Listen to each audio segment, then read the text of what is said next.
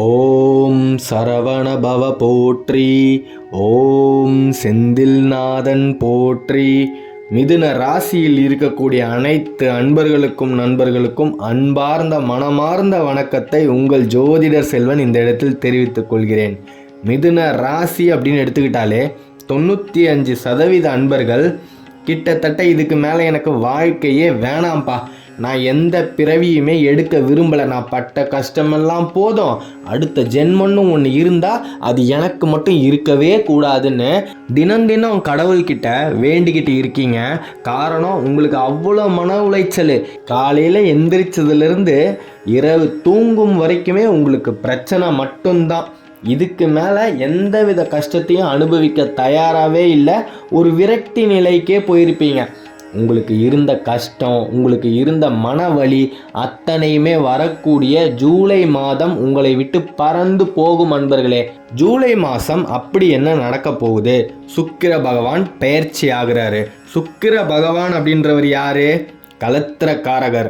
ஒரு போர்க்களத்தில் கலத்திரக்காரகர் அப்படின்னா அவர் எல்லா விதத்துலேயுமே சண்டை போடக்கூடிய அளவுக்கு திறன் மிக்கவர் அப்படின்னு சொல்லுவாங்க. அப்பேற்பட்ட கலத்திரக்காரகர் உங்களுக்கு சாதகமாக பெயர்ச்சி ஆகிறாரு.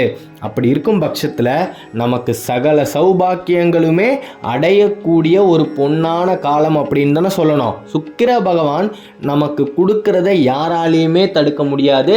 சனி பகவானே கொஞ்சம் வழி விட்டு தான் நிற்பார். ஏன்னா ஒருத்தருக்கு சுக்கிர தசை அடிக்கிற வரைக்கும் தான் அவர் அதில் பாதாளத்தில் இருப்பார். சுக்கிர தசை பட ஆரம்பிச்சிடுச்சு அப்படின்னா நீங்கள் நினச்சி பார்க்க முடியாத அளவுக்கு அபாரமான வளர்ச்சியை கண்டிப்பாக அடைவீர்கள் நண்பர்களே. நிறைய பேர் ஒரு எண்ணத்தோடு இருக்கீங்க, நாங்கள் மட்டும் கஷ்டப்படுறோம், எங்களை கஷ்டப்படுத்துகிறவங்க மட்டும் நல்லா இருக்காங்களே அப்படின்னு. அது அப்படி கிடையாது. இன்னைக்கு வேணால் அவங்களோட கிரகங்களோட சூழ்நிலைகள் அவங்களுக்கு சாதகமாக இருக்கலாம். ஏதோ ஒரு நாள் அவங்களும் அவங்க செஞ்ச கர்ம வினைக்கு எல்லா பலன்களையுமே அனுபவித்து தான் ஆகணும். உங்களுக்கு நல்லது செஞ்சால் அதற்கான வினையை அனுபவிப்பாங்க. உங்களுக்கு கெடுதல் செஞ்சாங்க அப்படின்னா நிச்சயமாக ஏதோ ஒரு நாள் அந்த தண்டனையை அவங்க அனுபவிச்சே தான் ஆகணும். இதிலிருந்து யாருமே தப்பிக்க முடியாது. அதனால் தயவு செய்து உங்களை கஷ்டப்படுத்துகிறவங்க உங்கள் கண்ணு முன்னாடியே இன்றைக்கே கஷ்டப்படணும் அப்படின்ற ஒரு எண்ணத்தை உங்களுடைய மனசுலேருந்து தூக்கி போடுங்க.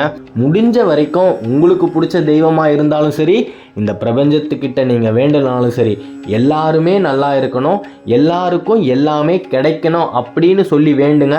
நிச்சயமாக நீங்கள் நல்லா இருப்பீங்க, உங்களுக்கு எல்லாமே கிடைக்கும். ஒரு சில பேரெல்லாம் குடும்பத்தை விட்டு பிரிஞ்சு இருப்பீங்க, இல்லைனா உங்களுடைய குடும்பம் உங்களை விட்டு பிரிஞ்சு போயிருப்பாங்க. ஜூலை மாதத்துக்கு அப்புறம் நிச்சயமாக பிரிந்த குடும்பங்கள் ஒன்று சேரும் அன்பர்களே. தைரியமாக இருங்க.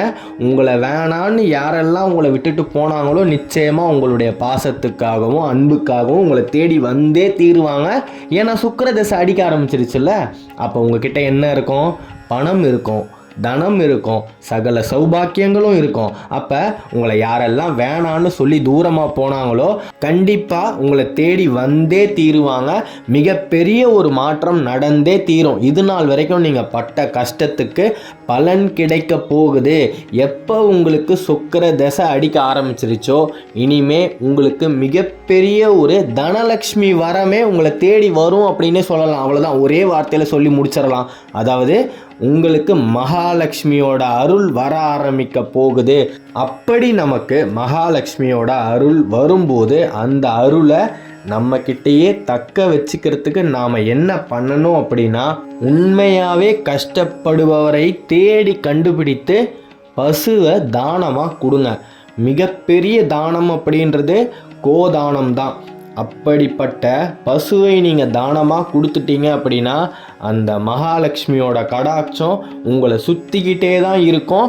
சுக்கிர தசை முடிஞ்சு எத்தனை சனி பெயர்ச்சி நடந்தாலுமே மகாலட்சுமி உங்கள் கூடவே தான் இருப்பாங்க. இதில் மாற்றுக்கருத்தே கிடையாது. ஏன்னா நிறைய பேரால் பசுவை தானமாக கொடுக்க முடியாது. காரணம், இந்த விஷயம் பெரும்பாலும் யாருக்குமே தெரியாது. ரெண்டாவது, பொருளாதார ரீதியாகவும் பசுவையே தானம் கொடுக்கறது அப்படின்ற விஷயத்தில் நமக்கு கொஞ்சம் பணம் நிறையவே செலவாகுன்றதால யாருமே இந்த விஷயத்தை முன் வந்து எடுத்து செய்ய மாட்டாங்க. ஆனால் செஞ்சிட்டீங்க அப்படின்னு சொன்னால் மிகப்பெரிய ஒரு மாற்றம் உங்களுடைய வாழ்வில் நடந்தே தீரும் நண்பர்களே. அப்படி பசுதானத்தை செய்ய முடியாத பட்சத்தில் பசுவிற்கு வாழை இலையில் சாப்பாடு வச்சுட்டு நீங்கள் சாப்பிட ஆரம்பிங்க. கண்டிப்பாக உங்களுக்கு வரக்கூடிய அனைத்து கஷ்டங்களுமே அந்த கோமாதாவே எடுத்து செல்லும். கூடு விட்டு கூடு பாயும் வித்தையில் சித்தரான போகரே சாப்பிடுவதற்கு முன்னால் பசுவிற்கு சாப்பாடை வச்சுட்டு தான் சாப்பிடுவார் அப்படின்னு புராணங்களும் இதிகாசங்களும் நமக்கு சொல்லும் போது நாம் ஏன் அதே வழியை பின்பற்றி நமக்கு வரக்கூடிய மகாலட்சுமியோட அருளை நம்ம கூடவே வச்சுக்க கூடாது? கண்டிப்பாக உங்களுக்கு இனிமே கஷ்டமே கிடையாது. நீங்கள் பட்ட கஷ்டம் எல்லாமே பறந்து போகக்கூடிய ஆண்டாக தான் இந்த ஆண்டு உங்களுக்கு நடந்துக்கிட்டு இருக்குது. நடந்து முடிந்த குரு பெயர்ச்சியும் உங்களுக்கு சாதகமாக தான் இருக்குது. சனி பகவான் இப்போ வக்ர பெயர்ச்சி அடைஞ்சிருக்காரு. அவரால் எந்த விதமான பாதகமுமே நிச்சயமாக வரவே வராது. குழந்தை பாக்கியம் நிச்சயமாக இந்த ஆண்டு அமையும் அன்பர்களே. கல்யாணமாகி 5லிருந்து 6-7 வருஷம் ஆகியிருந்தாலும் இன்னைக்கு வரைக்கும் குழந்தை செல்வம் அப்படின்ற ஒரு வரம் இல்லாதவர்களுக்கு நிச்சயமாக இந்த ஆண்டு குழந்தை பாக்கியம் இருக்கு. இதில் மாற்றுக்கருத்தே கிடையாது. திருமணம் ஆகாமல் எத்தனையோ வரன்களை பார்த்துருப்பீங்க. காரணமே சொல்லாமல் எத்தனையோ வரன்கள் தட்டி கழிச்சிட்டு போயிருக்கோம். அப்பேற்பட்ட மிதுன ராசியில் இருக்கக்கூடிய அன்பர்களுக்கு இந்த ஆண்டு விவாக பாக்கியம் உண்டு. நிச்சயமாக திருமணம் நடந்தே தீரும். உங்களுடைய குலதெய்வமோ நம்முடைய ஆறுமுகனோ உங்களுக்கு தக்க பலமா இருக்கும் வரையில் இனிமே உங்களை எந்த விதமான தீய சக்தியாலையும் நெருங்கவே முடியாது. உங்களுக்கு யாருமே கெடுதல் செய்யணும் அப்படின்னு நினைக்க கூட முடியாது. அப்படி யாராவது நினைச்சாங்க அப்படின்னா நிச்சயமாக அவங்க உங்கள் கண்ணு முன்னாடியே கஷ்டப்படுவாங்க. அதான் ஆரம்பத்திலே சொன்னேன்ல, யாருமே கஷ்டப்பட மாட்டேங்கிறாங்களே அப்படின்னு யோசிக்காதீங்க.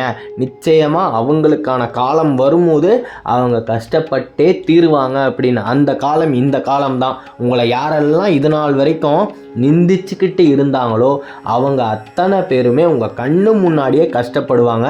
அதை பார்த்து தயவு செய்து மனதளவில் ஒரே 1% கூட சந்தோஷம் மட்டும் பட்டுடாதீங்க. முடிஞ்சால் அவங்களுக்காகவும் சேர்த்து தெய்வத்துக்கிட்ட பிரார்த்தனை பண்ணுங்க. அப்படி இல்லைன்னு சொன்னால் கம்முன்னு விட்டுடுங்க. உங்களுக்கு வரக்கூடிய சகல சௌபாக்கியங்கள் நீங்கள் அவங்கள பார்த்து எள்ளி நகையாடுவதால் தள்ளி போகக்கூடாது அப்படின்றது தான் என்னுடைய விருப்பமாக நான் இந்த இடத்துல ரொம்பவே ஆழமாக அழுத்தி வைக்கிறேன். தயவு செய்து யார் கஷ்டப்பட்டாலும் அவங்கள பார்த்து அன்னைக்கு நீ எனக்கு இது பண்ணல, அதனால தான் நீ இன்னைக்கு இதை அனுபவிக்கிற, அதனால தான்மா உன்னோட வாழ்க்கை இப்படி போயிடுச்சு அப்படின்னு தயவு செய்து சொல்ல வேண்டாம். அவருக்கு வாய்த்த விதி அதுதான் அப்படின்னு நினச்சிட்டு போய்கிட்டே இருங்க. தன்னால் உங்களுக்கு நடக்க வேண்டியது எல்லாமே தானாக நடக்கும். இனிமே உங்களுக்கு நாளும் நடக்கும். அந்த நாளும் நல்லதாகவே நடக்குங்க ஐயா. அவ்வளோதான். மிதுன ராசி அப்படின்னா மறுஜென்மம் எடுத்தாச்சு அப்படின்னு தான் சொல்லணும். ஜூலை மாதத்துக்கு மேலே நீங்கள் எந்த தொழில் செஞ்சாலும் அந்த தொழிலில் உங்களுக்கு லாபம் கிட்டும். நீங்கள் எந்த துறையை தேர்ந்தெடுத்து வேலை பார்க்கணும் அப்படின்னு முடிவு செஞ்சாலும் அந்த துறையில் நீங்கள் மேலும் வளர்ந்துக்கிட்டே தான் வருவீங்க. ஏன்னா நீங்கள் செய்யக்கூடிய பசு தானம் அப்படின்ற ஒரு விஷயத்துக்கு அப்பேற்பட்ட மகிமை உண்டு அன்பர்களே. ஜெயம் உண்டாகட்டும். நீங்கள் நினச்சது அத்தனையுமே நீங்கள் நினச்சா மாதிரி நடக்கணும் அப்படின்னு நானும் என் சார்பாக பிரார்த்தனையை தெய்வத்துக்கிட்ட வைக்கிறேன். நல்லதே நடக்கும்.